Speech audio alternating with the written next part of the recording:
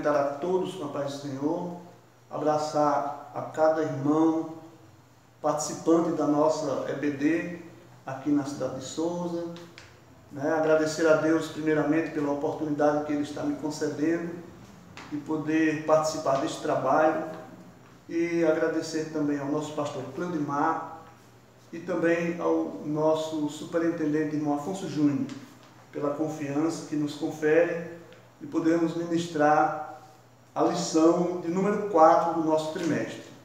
Lembrando que nesse trimestre nós estamos estudando a igreja eleita, redimida pelo sangue de Cristo e selada com o Espírito Santo da promessa.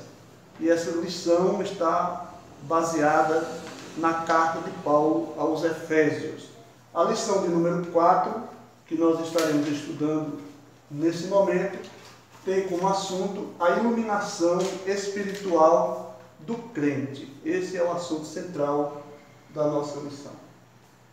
O texto áureo da lição diz: para que o Deus de nosso Senhor Jesus Cristo, o Pai da glória, vos dê em seu conhecimento o espírito de sabedoria e de revelação. Efésios 1 e 17.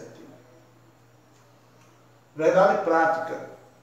A vocação do crente inclui a herança de preciosas riquezas conferidas aos eleitos pela grandeza do poder de Deus. A leitura bíblica em classe encontra-se na carta aos Efésios, no capítulo 1, e os versículos do 15 ao 23. Nós não iremos ler o texto bíblico para ganharmos tempo, mas se encontra aqui em Efésios, no capítulo 1, a partir do versículo 15 até o versículo 23. A introdução da nossa lição diz o seguinte: ainda no primeiro capítulo, o apóstolo Paulo inicia uma longa sentença assim dividida. Ação de graças, capítulo 1, versículo 15 e 16. Oração intercessora, capítulo 1, versículos 17 ao 19. E confissão de louvor e exaltação, capítulo 1, versículos 20 ao 23. Nessa sentença, somos exortados a louvar ao Senhor pela nossa eleição, buscar a iluminação do Espírito para compreender a dimensão de nossa chamada e herança divina, bem como entender a grandeza do poder de nosso Deus. Assim está dividida a lição de número 4, a qual nós estaremos estudando nesse momento. O apóstolo, nesses versículos, a gente pode perceber a sua oração intercessora, também a confissão de louvor e exaltação, e também somos exortados a louvar ao Senhor pela nossa eleição, pela nossa chamada para servi-lo. Buscarmos a iluminação do Espírito Santo é algo que todo crente precisa buscar em Deus, para que possa compreender a dimensão da chamada de Deus na sua vida. Todos nós necessitamos pedir a Deus que nos ilumine, que nos revele a importância da nossa chamada para servir ao Senhor. O primeiro tópico da nossa lição é a esperança da vocação e as riquezas da glória. No primeiro subtópico, nós encontramos a ação de graças e intercessão. Paulo, ele ora ao Senhor pelos Efésios, faz essa oração intercessória, e nós encontramos isso no capítulo 1, no versículo 16, na leitura bíblica em classe, que diz: não cesso de orar a Deus por vós, lembrando-me de vós nas minhas orações. Paulo ora exatamente com esse propósito, para que Deus venha revelar aos eleitos, aos servos de Deus na igreja em Éfeso, em relação a essa revelação da chamada, a importância dessa chamada na vida de cada um dos irmãos de Éfeso. Os eleitos precisam compreender a esperança da chamada, as riquezas da herança, a grandeza do poder de Deus. Efésios, do capítulo 1, do versículo 18 ao 19. Paulo, nesses versículos, ele diz o seguinte: tendo iluminados os olhos do vosso entendimento, para que saibais qual seja a esperança da sua vocação e quais as riquezas da glória da sua herança nos santos, e qual a sobreexcelente grandeza do seu poder sobre nós, os que cremos, segundo a operação da força do seu poder. Segundo ponto, a esperança da vocação. Aí temos a esperança da nossa vocação divide-se em pelo menos 3 aspectos. Quais sejam? Deus chamou pessoas no passado, 2 Timóteo capítulo 1, versículo 9, eu gostaria de ler. Timóteo, 2 Timóteo 1 e 9, que diz que nos salvou e chamou com uma santa vocação, não segundo as nossas obras, mas segundo o seu propósito e graça que nos foi dada em Cristo Jesus, antes dos tempos dos séculos.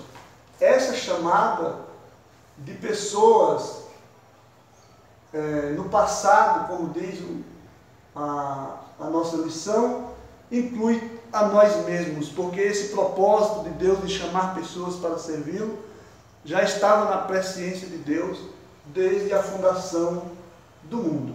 A chamada abrange serviço e santificação no presente. Filipenses capítulo 3, versículo 14.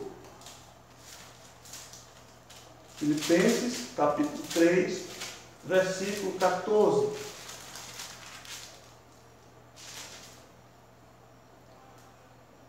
Prossigo para o alvo, pelo prêmio da soberana vocação de Deus em Cristo Jesus.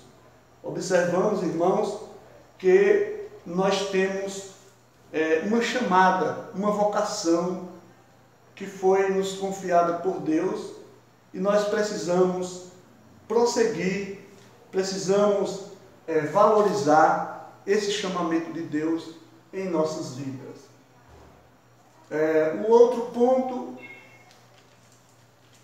nos diz achar-se irrepreensíveis. Efésios 4 e 1, Efésios 4, versículo 1 e Efésios 1, versículo 4. Eu gostaria de ler apenas o capítulo 4, versículo 1, que diz: rogo-vos, pois, eu, o preso do Senhor, que andeis como é digno da vocação com que fostes chamados. Então nós temos uma vocação e precisamos andar em conformidade com essa vocação. Deus, Ele nos chamou, amados irmãos, para servirmos em santidade, para servirmos em obediência à sua palavra. E não podemos abrir mão da vocação. O inimigo das nossas almas, muitas vezes, ele procura tragar de nós essa esperança da vocação em Cristo. O inimigo muitas vezes ele propõe ofertas para que o crente desista da sua vocação, mas fique firme, seja fiel ao Senhor em obediência, porque grande será o nosso galardão nos céus. Precisamos nos manter firmes como Jesus nos ensinou. Paulo ele mesmo disse na carta aos Coríntios: sede firmes e constantes. Então precisamos pedir a Deus que nos ajude, que nos dê graça para continuarmos servindo a Deus em espírito e em verdade. O terceiro subtópico do primeiro tópico diz: os salvos precisam entender as riquezas da glória da sua herança. Efésios 1, versículo 18. tendo iluminados os olhos do vosso entendimento, para que saibais qual seja a esperança da sua vocação e quais as riquezas da glória da sua herança nos santos. Meus irmãos, grandes são as bênçãos que Deus tem preparado para nós. A Bíblia vai dizer que nós somos eleitos de Deus e que aquilo que não subiu ao coração do homem, aquilo que muitas vezes nós nem imaginamos, é aquilo que Deus tem preparado para nós. Aquilo que não subiu ao coração do homem, Deus ele tem preparado riquezas inexplicáveis na glória para aqueles que permanecerem fiéis, para aqueles que permanecerem no propósito de servir com sinceridade. Os salvos precisam entender as riquezas da glória da sua herança, as quais são salvação, que é a maior de todas as bênçãos que o homem pode receber da parte de Deus. Imagine que o homem pecador, na sua condição de criatura, agora passa a herdar, a receber de Deus essa grande dádiva, esse grande presente que é a salvação. Depois nós recebemos as bênçãos decorrentes desta salvação, o perdão dos nossos pecados, a adoção de filhos, porque antes éramos apenas criaturas, agora em Cristo somos filhos de Deus, passamos a fazer parte da família de Deus, a sermos herdeiros de Deus e co-herdeiros com Cristo. Recebemos os dons espirituais, a partir do momento que a pessoa crê em Jesus, aceita a Cristo como seu Salvador pessoal, ele também passa a desfrutar dos dons do Espírito Santo, as bênçãos do porvir, que nós não temos como descrever quão grandes são essas bênçãos, mas a maior expectativa da igreja, dos salvos, dos eleitos, é ver o Senhor face a face. E esta é uma promessa verdadeira, uma promessa fiel, porque foi o próprio Jesus quem prometeu, no capítulo 22 de Apocalipse, nos versículos 3 e 4, capítulo 22, versículo 3 e 4 diz assim: e ali nunca mais haverá maldição contra alguém, e nela estará o trono de Deus e do Cordeiro, e os seus servos o servirão, e verão o seu rosto, glória a Deus, e na sua testa estará o seu nome. Que privilégio, amados, sabermos que um dia nós estaremos na glória, nós estaremos com Cristo, contemplando face a face, louvado seja o nome do Senhor, e isso nos constrange a buscarmos cada dia mais ao Senhor, sabendo que temos essa esperança, que temos essa convicção de um dia, quando partirmos desta vida, quando partirmos desta terra, encontrarmos o Senhor face a face, contemplarmos a face do nosso Deus. Essa é a maior expectativa do crente, do salvo, na pessoa de Jesus. Desfrutaremos de muitas bênçãos na eternidade. A primeira, eu diria, que será o arrebatamento, Quando Jesus retornar, Ele nos arrebatará. Os que estão mortos ressuscitarão, os vivos serão transformados num abrir e fechar de olhos ante a última trombeta, e subiremos a ter um encontro com o Senhor nos ares, conforme Paulo deixa bem claro na carta aos Coríntios, no capítulo 15, também na primeira carta aos Tessalonicenses, no capítulo 4, a partir do versículo 13. Então nós temos essa esperança e essas promessas maravilhosas para a nossa vida na eternidade. Desfrutaremos das bodas do Cordeiro logo após o arrebatamento da igreja. Desfrutaremos, irmãos, do milênio. Estaremos também participando com Cristo do milênio que será instaurado aqui na terra após a grande tribulação. Portanto, vale a pena permanecer fiel a esse Deus servindo com alegria e conservando a esperança da nossa vocação. Bom, o segundo tópico da nossa lição diz a sobreexcelente grandeza e força do poder divino. O poder divino é imensurável e nada pode detê-lo.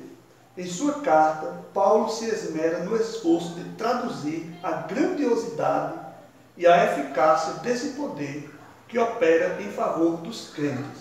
O primeiro subtópico desse segundo tópico fala a sobreexcelente grandeza do seu poder. Evidentemente, irmãos, que não existem palavras para descrever a grandeza do poder de Deus, mas precisamos entender a sobreexcelente grandeza do poder do Senhor. E nós sabemos, amados, que somente o poder de Deus, conforme diz aqui, somente o poder de Deus é capaz de realizar certos milagres, certos eventos em nossas vidas, certos acontecimentos, como por exemplo, salvar e transformar o homem. Nós entendemos que a salvação, a transformação que ocorre na vida de uma pessoa é um grande milagre, que somente o poder de Deus é capaz de fazer, de realizar essa mudança, essa transformação. Uma pessoa que não conhece a Deus, e aí onde está exatamente a grandeza do poder de Deus? Porque alguém que é ignorante em relação às coisas espirituais, às coisas de Deus, e quando ele é alcançado pela palavra, pelo poder dessa palavra, pelo poder do Evangelho, a sua vida, ela muda completamente. Esse milagre, somente Deus, através do seu poder imensurável, o seu poder indescritível, é que pode realizar na vida de uma pessoa, de um pecador. Deus, ele salva o mais vil pecador. Nós somos testemunhas oculares dessa verdade. Fomos salvos pela misericórdia de Deus, pela graça de Deus. Não é mérito humano, que produz a salvação na vida de alguém. Por mais que a pessoa se esforce em ser bom, ele jamais vai alcançar, vai galgar a salvação. Não é pelo esforço humano, não é pelo mérito humano, não é pela condição física, não é pela condição financeira ou social que o homem é salvo. É a graça de Deus, é o poder de Deus que salva, que transforma o homem. Nós encontramos isso na segunda carta de Pedro, no capítulo 4, aliás, no capítulo 1, no versículo 4. Segundo ponto, operar e concretizar as bênçãos inclusas na esperança da vocação e nas riquezas da herança. Efésios 1, versículo 18, que nós já lemos, O poder de Deus é quem opera, quem concretiza as bênçãos na nossa vida, A salvação, o perdão dos pecados, a regeneração, a santificação, se bem que depende, no caso da santificação, depende do nosso esforço, da nossa busca incessante, porque é um processo contínuo na vida do crente. Nós somos salvos, a salvação ela independe de qualquer outra coisa, apenas de a pessoa crer em Deus, apenas da pessoa crer no Evangelho. Mas o processo de regeneração, o processo de santificação, é um processo que acontece de forma contínua, de forma paulatina na vida de uma pessoa. Então, o Espírito Santo, o poder de Deus através do Espírito Santo é quem opera, é quem concretiza essas bênçãos inclusas na esperança da vocação e nas riquezas da herança. Amém? O segundo ponto diz a força do poder divino, segundo a operação da força do seu poder. Aqui nós destacamos as palavras operação, força e poder. O apóstolo Paulo, ele revela nessa expressão, né, segundo a força do seu poder. Se formos analisar o teor dessas três palavras, né, nós vamos ver que elas revelam operação de Deus, né? Elas revelam o poder de Deus em atividade, elas revelam a intensidade desse poder e também elas revelam o poder inerente de Deus, né? E existem referências bíblicas para se afirmar, né, para se comprovar essa força do poder divino. Paulo ele usa três argumentos ou três exemplos irrefutáveis da força desse poder. Primeiro, a ressurreição de Cristo, que encontramos em Efésios 1:20. Efésios 1, versículo 20.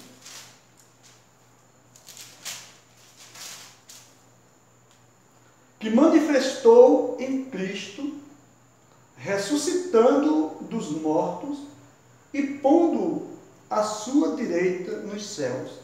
Deus ele provou o seu grande poder, né, a força do seu poder, ressuscitando a Cristo ao terceiro dia, como nós somos sabedores, conforme nos revela as Escrituras Sagradas. Depois ele usa a ascensão de Cristo. No mesmo versículo, nós encontramos na parte B, o apóstolo Paulo dizendo, pondo à sua direita nos céus. Nós sabemos, irmãos, que Cristo ele morreu, ao terceiro dia ressuscitou, e após 40 dias da sua ressurreição, ele foi assunto aos céus, ele foi elevado aos céus, e está à direita de Deus, e intercede por nós. Louvado seja o nome do Senhor. Um outro exemplo que Paulo ele deixa claro para provar a força do poder de Deus é a elevação do Senhor Jesus acima de todo o domínio. Efésios, capítulo 1, versículos 21 e 22. É a sequência que diz, acima de todo principado e poder e potestade e domínio, e de todo nome que se nomeia, não só neste século, mas também no vindouro. Observe, amados irmãos, que Deus, a Bíblia diz em Filipenses, que Deus o exaltou soberanamente, glória a Deus, colocando acima de todo nome, e ao nome de Jesus se dobrará todos os joelhos, nos céus e na terra. Louvado seja o nome do Senhor. Por isso, é importante entendermos que Deus, ele é todo-poderoso. É um dos principais atributos de Deus, a sua onipotência. E para provar isso, Deus, ele ressuscitou a Cristo, ele elevou aos céus, e o colocou à sua direita, onde intercede por todos nós, e também o elevou acima de todo o domínio. Por isso, nós louvamos a Deus, porque entendemos que na nossa pequenez, na nossa limitação, somos alcançados por Deus. Nós somos privilegiados, irmãos, porque Deus ele nos alcançou na nossa condição humana, né, de homem pecador, de pessoas muitas vezes sem prestígio, sem ter um nome, sem ter uma condição, sem ter um mérito, mas Deus ele nos alcançou. E eu admiro quando Jesus ele ora ao Pai, no capítulo 25 de São Mateus, no capítulo 11, melhor dizendo, no capítulo 11, no versículo 25, e diz, graças te dou, ó Pai, Senhor do céu e da terra, que ocultaste estas coisas aos sábios e entendidos, e as revelaste aos pequeninos. Evidentemente que Jesus não está se referindo, quando ele diz aos pequeninos, não apenas às pessoas pobres financeiramente falando, porque ele alcança a todos, mas aqueles que têm a humildade de entender e de aceitar o seu propósito, a sua chamada, louvado seja Deus, e a sua salvação.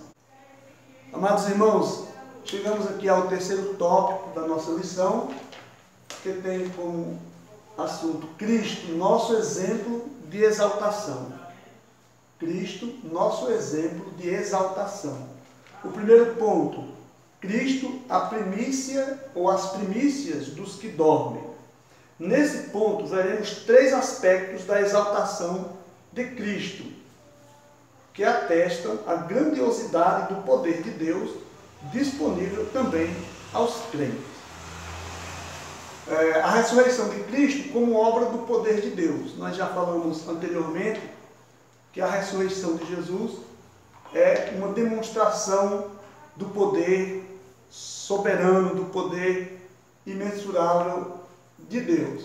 E nós encontramos as referências bíblicas que atestam a respeito da ressurreição de Cristo, Atos capítulo 2, versículos 24, e capítulo 3, versículos 26. Vamos ver esses versículos.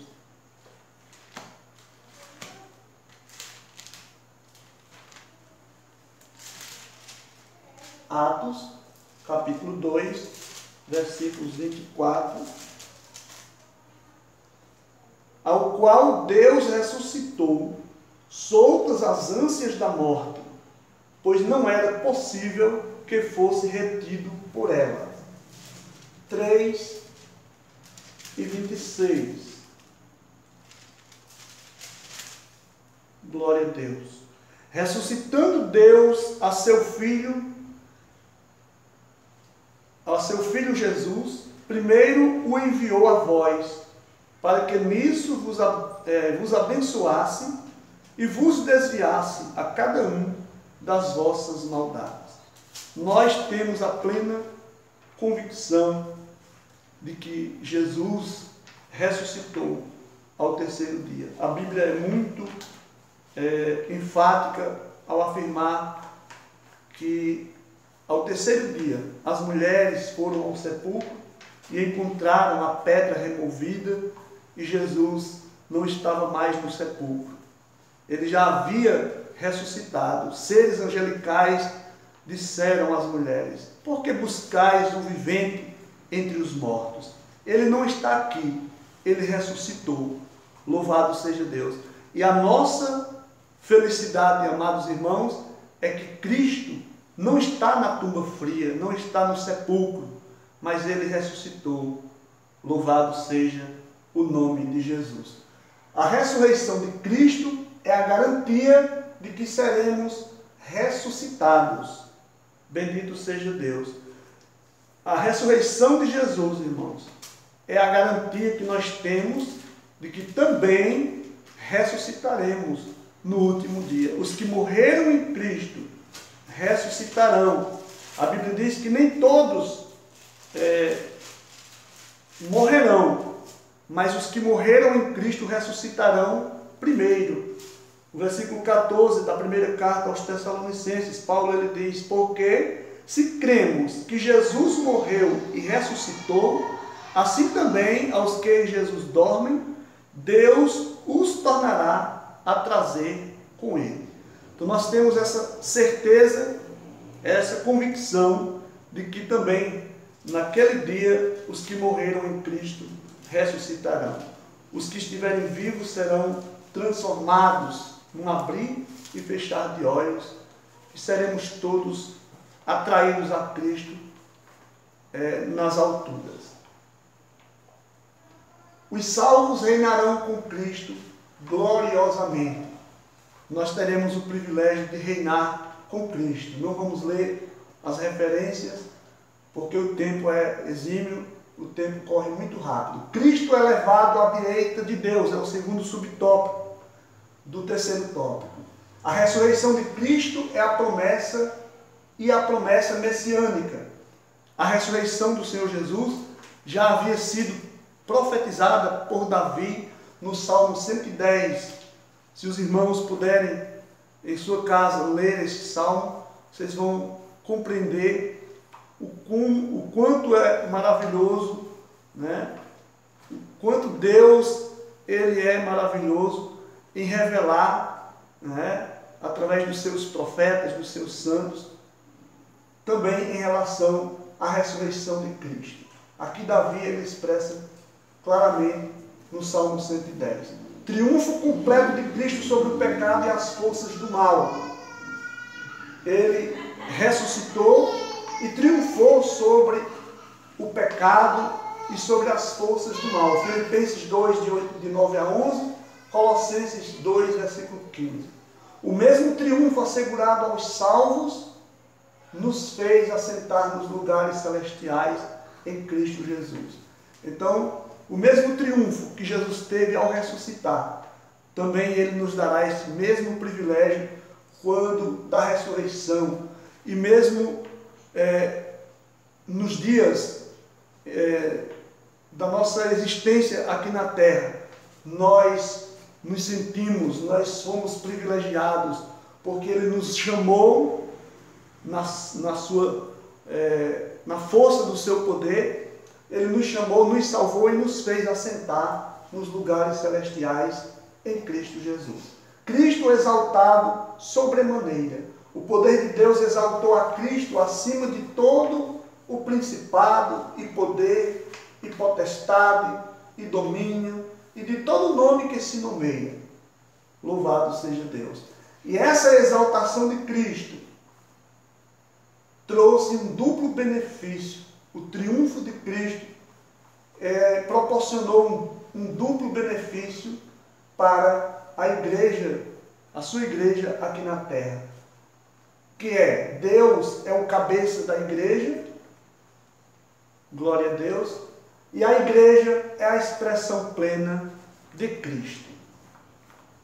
Deus ele é o cabeça da igreja. Nós somos o corpo de Cristo. Cada um de nós somos membros do corpo de Cristo. Ele é o cabeça. Bendito seja Deus. E a igreja na terra, irmãos, é a instituição que representa a Deus. É a expressão plena de Cristo. A igreja do Senhor é uma propriedade peculiar de Deus. É algo especial para Deus. Nós somos privilegiados por fazermos parte da igreja do Senhor, por sermos chamados por Deus para participarmos desse projeto, desse plano maravilhoso, o plano da salvação. A conclusão da nossa lição, por fim, diz: embevecido com as bênçãos espirituais, Paulo mantém adoração contínua ao eterno Deus, atitude que deve ser seguida por todos os salvos. A compreensão das dádivas da salvação demonstra o excelso valor daquilo que Deus fez por nós. Seus atos poderosos viabilizam a transformação e a glorificação dos que creem. Então nós precisamos compreender as dádivas de Deus em nossas vidas, as dádivas da salvação. E os seus atos poderosos, sejam eles a transformação e a glorificação daqueles que creem, são indispensáveis para que nós possamos continuar a nossa jornada, a nossa caminhada aqui na terra, até o dia da nossa partida ou até o dia da volta do Senhor para arrebatar a sua igreja. Que Deus abençoe a todos em nome de Jesus.